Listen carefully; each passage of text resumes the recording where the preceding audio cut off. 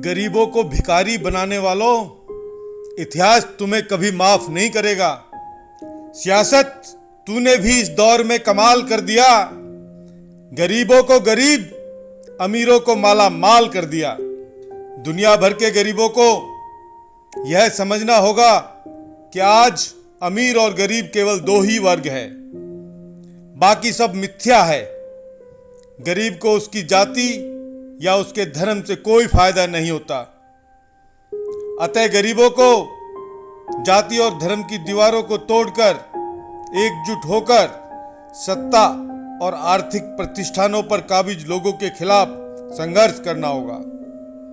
सत्ता के मद में बोराई सरकारों को नोबेल विजेताओं की बात भी समझ में नहीं आ रही है। आज मानवीय मूल्यों और संवेदनाओं के लिए कोई जगह शेष नहीं बची है, बल्कि सारी चीजें स्वार्थ, शोषण और नफा नुकसान के पैमाने पर निर्धारित हो रही हैं।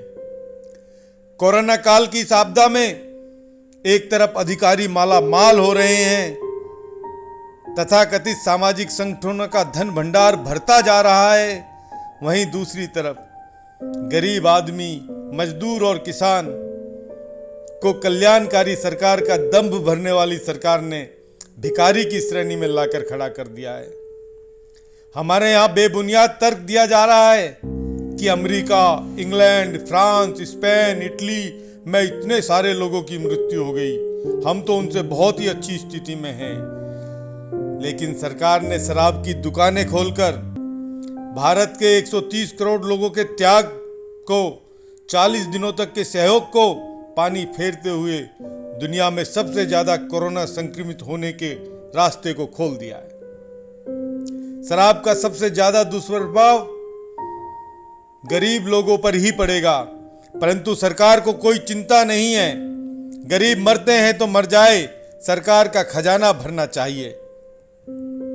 भूख, गरीबी, शोषण, बेरोजगारी और अमीर गरीब के बीच बढ़ती हुई खाई बहुत विस्फोटक रूप ले चुकी है। धार्मिक उन्माद और झूठे राष्ट्रवाद की चाशनी से भूखे लोगों का पेट नहीं भर पाएगा। सरकार ने अगर जल्द ही भूख का इलाज नहीं ढूंढा तो अस्तित्व का संकट खड़ा हो जाएगा। और भूख के दावानल में जलते जनमानस को यदि कोई प्रखर नेतृत्व मिल गया तो उस दिन पूंजीवाद ताश के पत्तों की तरह ढह जाएगा। भूख किसी राष्ट्र, किसी धर्म, किसी जाति को नहीं मानती। भूख सिर्फ भूख होती है और उसका दर्द और खौफ मौत से भी बड़ा है। साम्यवाद, समाजवाद और मिश्रित अर्थव्यवस्था जैसे आर्थिक सिद्धांतों की अकाल मृत्यु के बाद आज पूंजीवाद मृत्युशैया पर पड़ा हुआ है।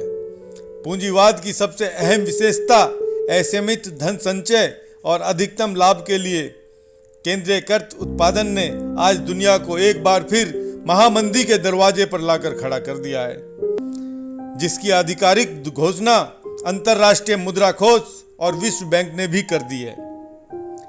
तमाम आर्थिक दर्शनों के गहन अध्ययन और तुलनात्मक अध्ययन के बाद मैं इस नतीजे पर पहुंचा हूं कि श्री प्रभात रंजन सरकार द्वारा प्रतिपादित प्रगतिशील उपयोग तत्व यानी कि प्राउत ही एकमात्र विकल्प दिखता है। इस सिद्धांत को समग्रता में अपनाकर लोगों को 100% रोजगार, उनकी न्यूनतम आवश्यकताओं की पूर्ति और उत्तरोत्तर प्रगति एवं समृद्धि का मार्ग प्रशस्त किया जा सकता है। जय हिंद, भारत माता की जय।